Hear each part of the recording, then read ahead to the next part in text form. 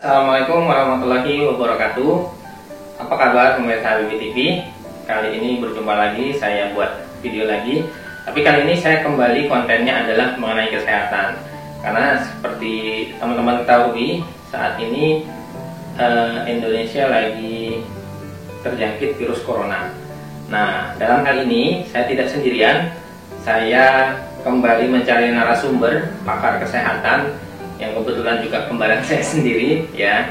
Ini siang-siang saya datangin tempat kerjanya cuman untuk sharing ya dok ya, sharing cerita-cerita, berbagi informasi ke teman-teman para pemirsa Habibie TV mengenai virus corona dok ya. Nah, jadi kan kalau kita ketahui nih dok ya, sekarang virus corona ini statusnya di Indonesia sudah termasuk gawat ya dok ya, gawat. Bahkan berita terbaru Menteri Perhubungan Bapak Adi Karya itu juga sudah positif terjangkit virus corona teman-teman. Nah, terus kemarin di berita juga kalau kita teman-teman lihat di Jakarta, Gubernur Bapak Anies Baswedan sudah menutup lockdown semua fasilitas umum dok. Ya. Bahkan UI juga katanya diliburin dok ya. Iya. UI sudah ada SK rektornya. UI diliburkan, sekolah-sekolah juga diliburkan, terus tempat-tempat wisata juga diliburkan. Ini artinya bahwa Indonesia ini sekarang sudah darurat corona ya, KLB ya dok ya. KLB luar biasa. Kejadian luar biasa yang ditetapkan oleh pemerintah. Seperti itu. Nah teman-teman, di sini mungkin lebih enaknya kita berdiskusi dengan kembaran saya, Dr. Syahrul Hamid Nasution. Jadi saya akan membacakan dok ya, saya akan membacakan beberapa fakta ataupun hoax ya mengenai virus corona dok ya. Nah ini coba saya bacakan dulu. Jadi nanti teman-teman nggak perlu bingung lagi nih dok. Ya, teman-teman nggak perlu bingung mana yang fakta, mana yang hoax seperti itu. Gimana ya? Nanti kalau teman-teman ada yang mau tanya bisa tulis di kolom komentar. Kolom komentar ya dok ya. Nanti bisa dijawab gitu.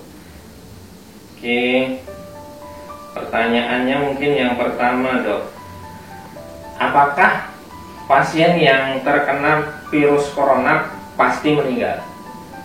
Tidak pasti meninggal ya, kecuali kasusnya sudah komplikasi, dan memang komplikasi terburuk adalah meninggal atau mati.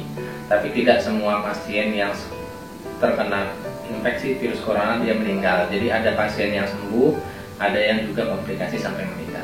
Jadi yang terkena itu belum tentu meninggal ya? Tidak tentu meninggal. Yang buat dia meninggal karena komplikasi dari virus itu tersebut. Berarti pernyataan pertama itu belum tentu benar ya, yang menyatakan bahwa setiap penderita corona pasti meninggal. Tuh. Yang berikutnya nih dok. Berikutnya,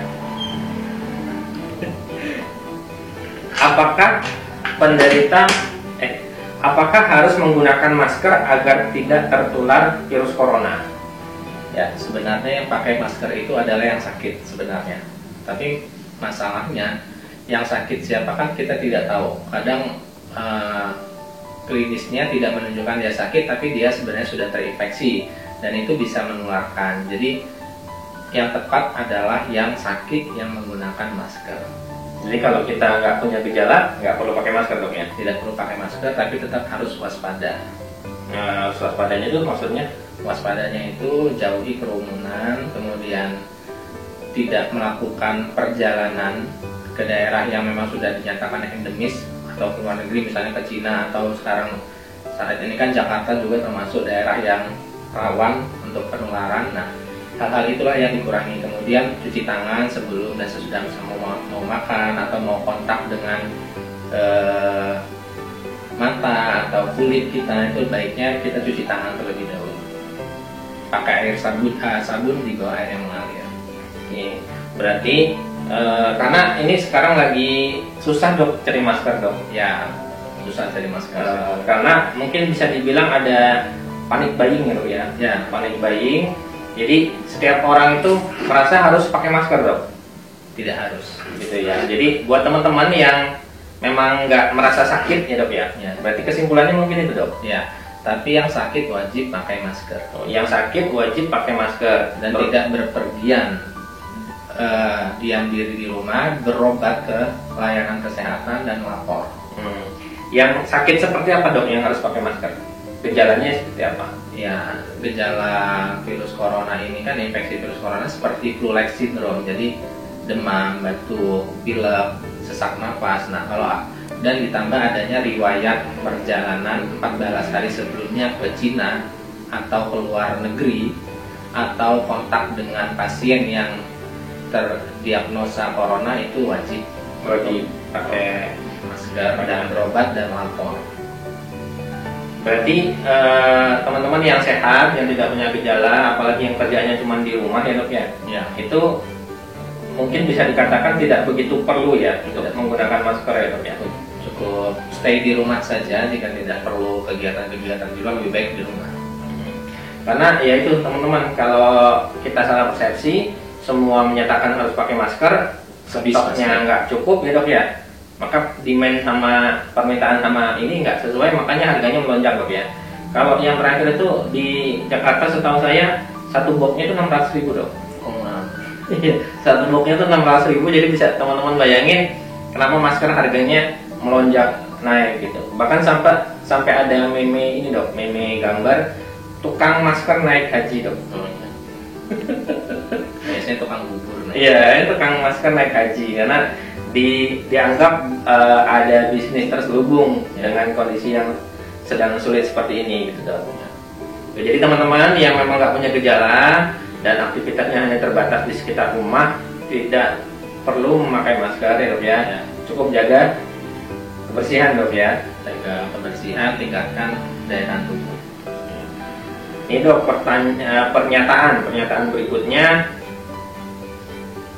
apakah penderita pasien corona bisa sembuh? Bisa, kan ada laporan dunia yang sudah diinformasikan ke masyarakat, ada yang sudah dinyatakan sembuh dan itu boleh pulang. Nah, kriteria sembuh itu kalau klinisnya membaik, kemudian 2 kali pemeriksaan lab negatif hasilnya, nah, silahkan boleh pulang. Berarti bisa sembuh dok ya? Bisa sembuh. Nggak yang sudah terjangkit terus dia jadi takut, stres, nggak akan sembuh gitu, nggak dok ya? Stres akan menurunkan daya tahan tubuh, memperparahkannya. Pernyataan berikutnya dok, apakah pasien corona selalu ditandai dengan demam? Ya, salah satu tanda infeksi adalah demam ya. Kalau kita buat tabel mungkin itu 100% gejalanya ada, yang pertama demam, kemudian yang kedua ada batuk, pilek, kemudian sesak nafas. Nah, ini setiap orang kondisinya bisa berbeda-beda, tapi paling tidak demam adalah salah satu tanda infeksi.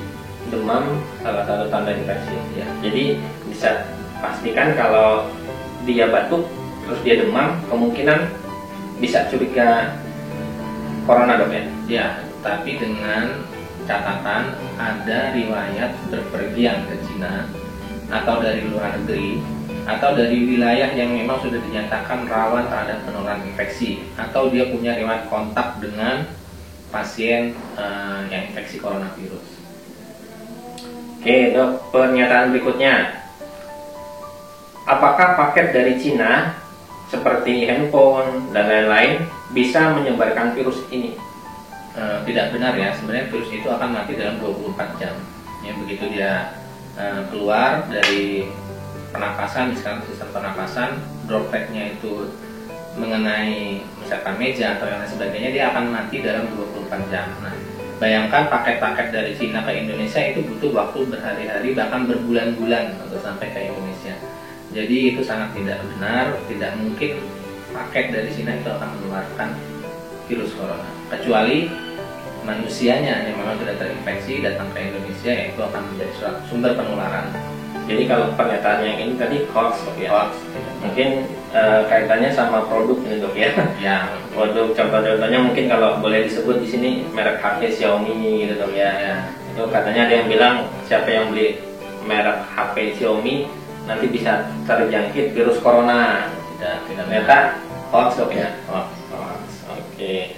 Nah dok, Mungkin itu kan tadi sekitar apa ya, pernyataan-pernyataan yang beredar di masyarakat tentang virus corona. Ya. Nah mungkin ini di sini saya minta bantuan kepada Dokter Syahrul Hamidi untuk mungkin bisa closing statement, Dok. Ya. Closing statement ke teman-teman, ke seluruh masyarakat Indonesia umumnya ya Dok ya, yang menonton video ini, karena sekarang kan statusnya Indonesia ini lagi darurat corona. Ya, bahkan dunia. Dunia ya, ada Cina, kemudian Korea Dok ya, Itali, terus Semua dari Asia, Eropa, itu udah semua. Nah mungkin ini seperti apa Dok baiknya, mulai dari pencegahannya, atau mungkin ada obatnya nggak sih Dok? Kalau obat sampai saat ini belum ditemukan obat untuk infeksi virus corona. Jadi tata laksananya pun sebenarnya sifatnya simptomatis, maksudnya mengobati gejala yang ada gitu. Kan infeksi virus corona ini komplikasinya adalah yang terparah adalah multi organ failure atau shock sepsis, itu yang bisa menimbulkan orang meninggal gitu. Nah kalau sudah seperti itu memang itu tata laksananya itu di rumah sakit, bisa pakai alat bantu pernapasan dan tata laksana yang lainnya. Tapi kalau sampai saat ini belum ditemukan obat yang mampu untuk melawan virus corona. Belum ada obatnya ya Dok ya. Kalau mungkin apa semacam obat herbal mungkin Dok, atau apa yang ya kita tahu kan Indonesia daerah dengan kultur budaya yang banyak tanaman-tanaman herbal yang dipercaya bisa mengobati penyakit, itu ada tidak Dok? Ya tadi saya lihat berita di pesan grup ya, tapi ini informasinya menurut saya cukup valid karena yang menyampaikan langsung itu adalah Dekan FKUI, mengatakan bahwa sampai saat ini sudah ada riset yang dilakukan oleh FKUI, Farmasi UI dan IPB. Obat herbal jambu biji itu katanya disebutkan mampu setidaknya mengurangi pertumbuhan virus corona dengan alasan kandungan flavonoid yang terdapat di jambu biji.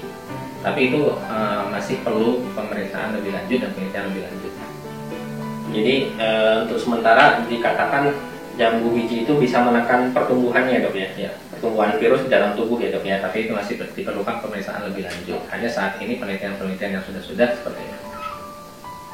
Oke, mungkin itu dulu ya teman-teman pemirsa HBP, wawancara singkat saya dengan narasumber Dr. Haji Syahrul Hamidi Nasution. Kebetulan beliau adalah seorang praktisi kesehatan dan juga akademisi Dok ya, seorang dosen di Fakultas Kedokteran. Nah mungkin itu buat teman-teman yang masih penasaran terkait dengan virus corona ini, bisa bertanya Dok ya, boleh bertanya, nanti bisa dijawab sama Dr. Syahrul Hamidi ya. Nanti komunikasi ke saya, silakan isi di kolom komentar ya buat teman-teman yang ada pertanyaan mengenai virus corona. Mungkin itu, terima kasih Dr. Syahrul Hamidi. Kita berjumpa di lain waktu dengan kesempatan yang berbeda. Mudah-mudahan video ini bermanfaat ya, dan bisa sedikit memberikan gambaran kepada teman-teman mengenai virus corona. Oke, sampai jumpa di video berikutnya. Dadah.